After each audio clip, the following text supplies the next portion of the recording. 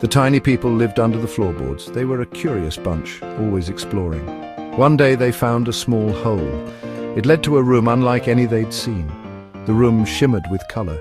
Strange and beautiful shapes filled the space. The tiny people gasped.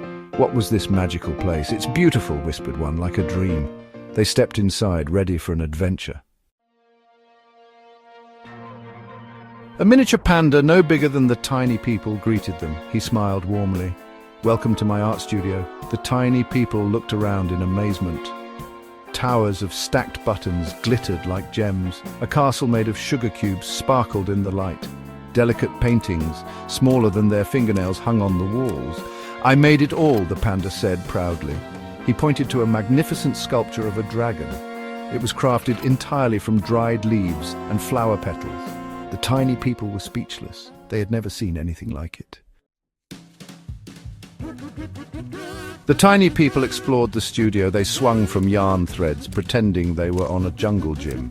They slid down rainbows made of ribbons, giggling with delight. One tiny person, smaller than the rest, discovered a tiny house.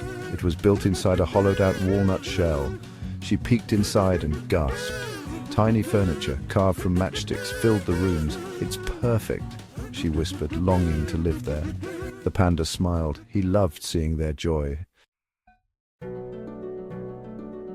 As the sun began to set, casting long shadows across the studio, it was time for the tiny people to go.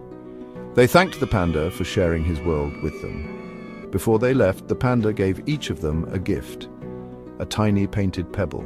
Each one was unique, a swirl of colors and patterns.